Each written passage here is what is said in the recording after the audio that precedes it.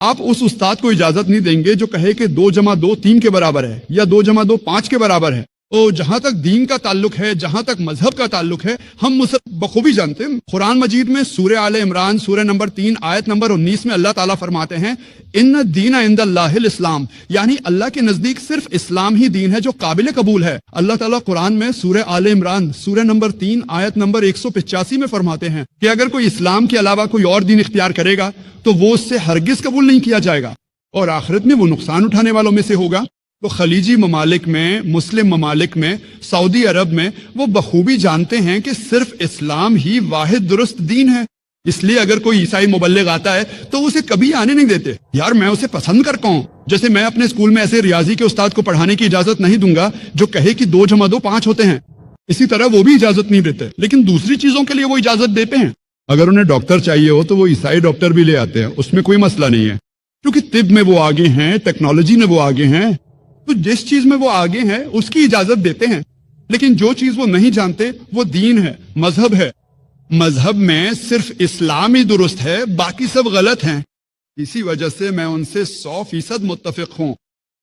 انہیں کسی بھی عیسائی مبلغ کو اجازت نہیں دینی چاہیے۔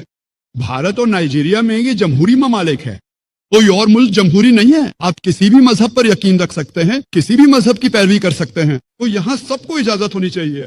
لیکن مسلم ملک میں جہاں وہ قرآن پر ایمان رکھتے ہیں وہاں اسلام کے علاوہ کسی اور مذہب کی تبلیغ کی اجازت نہیں ہونی چاہیے، کیونکہ وہی واحد حق ہے۔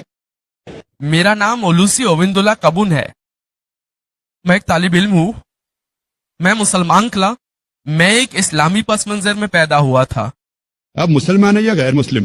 اب عیسائی میں عیسائی نہیں، مسلم پس منزل ہے۔ خان لیکن میں مسلمانوں کے پروگراموں میں شرکت کرتا ہوں، لیکن حقیقت یہ ہے کہ جب بھی میں مسلمانوں کے پروگراموں میں شرکت کرتا ہوں وہ ہمیشہ حضرت عیسیٰ علیہ السلام کو حضرت محمد صلی اللہ علیہ وسلم کے ساتھ جوڑتے ہیں۔ جب بھی وہ بات کرتے ہیں ان کا ذکر کرتے ہیں، جیسے وہ کوشش کرتے ہیں کہ مجھے نہیں معلوم کہ اسے کیسے بیان کروں، وہ کوشش کرتے ہیں کہ وہ دونوں کو ایک ساتھ موازنہ کرنے کی کوشش کرتے ہیں، لوگوں کو حضرت عیسیٰ پر ایمان نہ رکھنے اور اپنی ساری تقدیر حضرت محمد پر ڈالنے کی طرف مائل کرتے ہیں۔